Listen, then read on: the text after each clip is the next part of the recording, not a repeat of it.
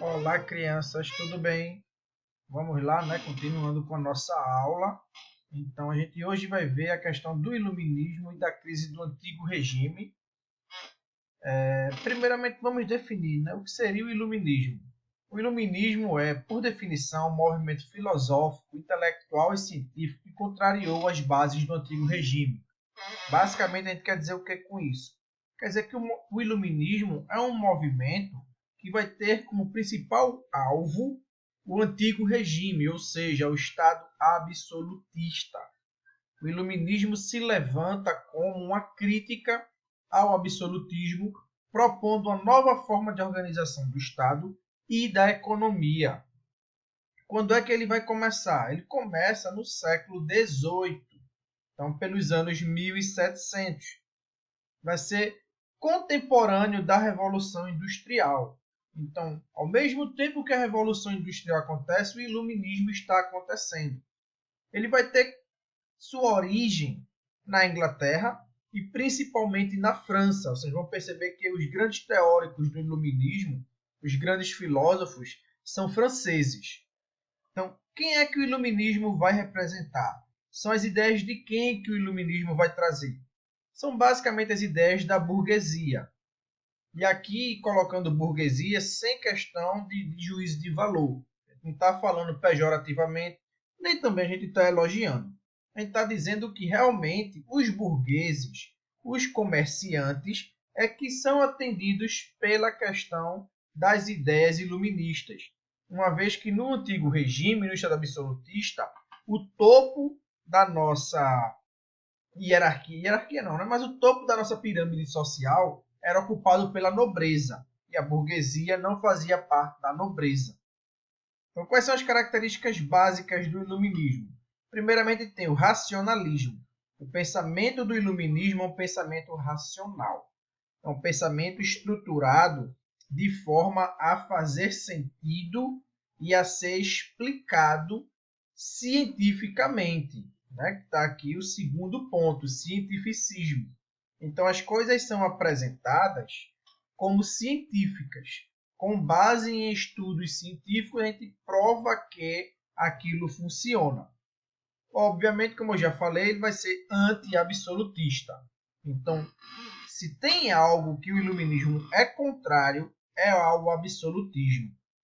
O anticlericalismo vem porque o Estado absolutista ainda era arquitetado naquela lógica feudal. Então, ele tinha a nobreza e o clero juntos contra o resto do povo. Não é uma questão de ser contra o resto do povo, né? Mas a gente tinha a nobreza e o clero juntos e o povo. Então, o iluminismo vai ser anti-absolutista e anticlerical, porque o anti-absolutismo vai atacar a nobreza e o anticlericalismo vai atacar a igreja, sempre defendendo liberdades individuais. O iluminismo é um movimento que vem para defender os direitos individuais das pessoas. O iluminismo não está preocupado com questões coletivas, com a sociedade. O iluminismo se preocupa com o indivíduo, o que cada pessoa pode fazer. Esse é um dos grandes diferenciais do iluminismo. Então a gente tem, entre os pensadores iluministas, primeiramente a gente tem que falar de John Locke, né? Que é um precursor. Ele vem antes do iluminismo, mas ele faz considerações que servem de base para o pensamento dos próximos pensadores iluministas. Então Locke vai trazer a ideia do direito natural. Todos os homens têm direitos naturais e eles são inalienáveis. O que é inalienáveis? Eles não podem ser vendidos. Quais são esses direitos? O direito à vida, o direito à liberdade e o direito à propriedade. Então, nenhum homem pode ter esses direitos retirados de si. Os governos vão existir para preservar esses direitos. Então, a gente está falando aqui de governos garantistas.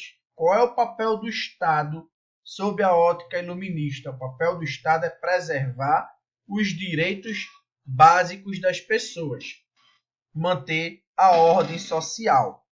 Então, Locke vai ser o pai do que a gente chama de liberalismo político. porque nós vamos ter o liberalismo econômico e o liberalismo político. Em teoria, eram para ambos andarem sempre juntos, mas acontece que a gente tem casos em que impera um liberalismo político e um grau de intervenção do Estado, e a gente também tem casos em que a gente tem um liberalismo econômico e uma ditadura, né? Infelizmente, são situações que acontecem, né? São meio liberais as pessoas. Então, Locke vai defender uma monarquia parlamentar, baseada em uma constituição.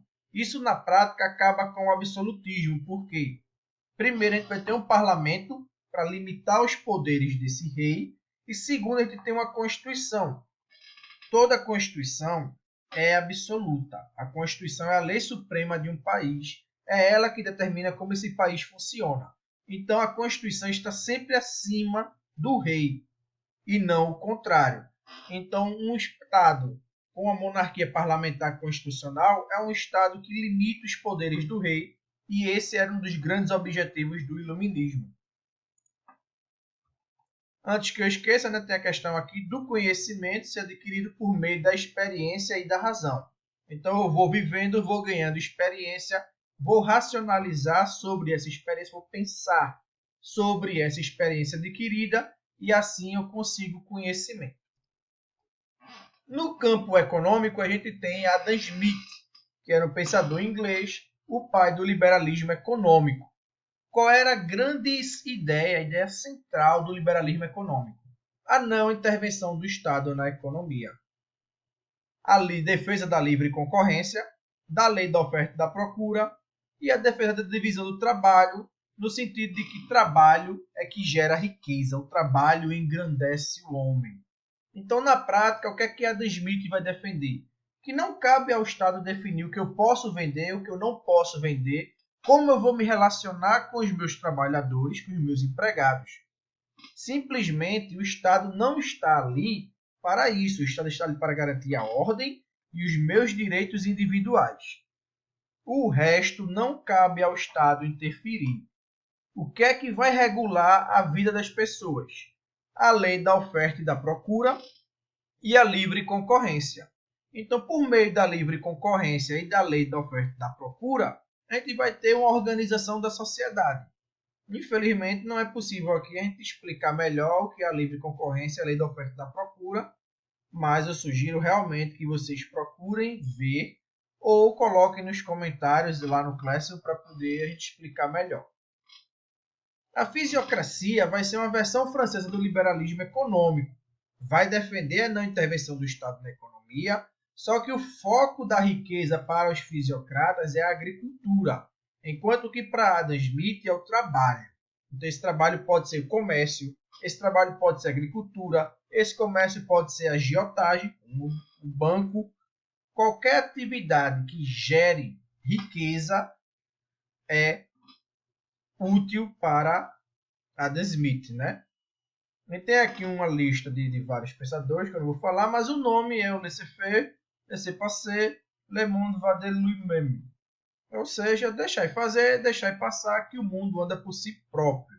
Então, observe que o Estado não tem papel dentro desse tipo de pensamento. Voltando para os pensadores políticos, a gente tem Montesquieu, que era francês, que é quem vai propor a ideia da divisão dos poderes do Estado entre executivo, legislativo e judiciário. Então, um governa executando a lei, um legisla, ele cria as leis, e um outro julga as leis, sendo esses poderes harmônicos e autônomos entre si. Então, não existe um poder acima do outro e todos estão submissos à lei. Por isso que o Estado liberal é chamado de Estado democrático de direito, o Estado da lei, o império da lei, porque nada está acima da lei, pelo menos na teoria, obviamente, né? A gente tem Voltaire, né, que vai fazer críticas ao clero e à intolerância religiosa, principalmente na França ainda era muito problemática a questão de católicos e protestantes. Ele vai defender a ideia da igualdade jurídica, todos são iguais perante a lei, todos são iguais perante a lei, né?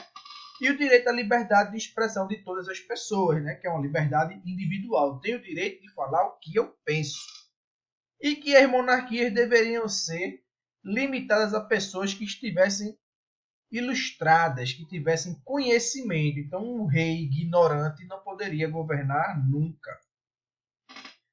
Rousseau, francês também, vai defender, né, a ideia da soberania popular. O poder vem do povo.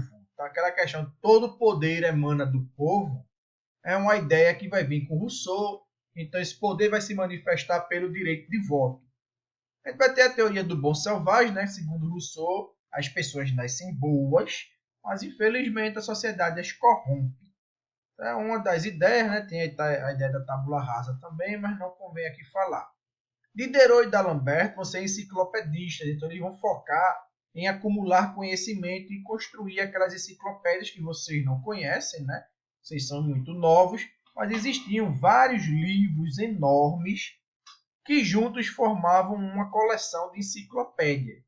É basicamente o que a gente tem na Wikipédia, né? A Wikipédia é uma enciclopédia digital, basicamente. Só que lá era físico e era gigantesca, dava um trabalho arretado para achar o que você quisesse.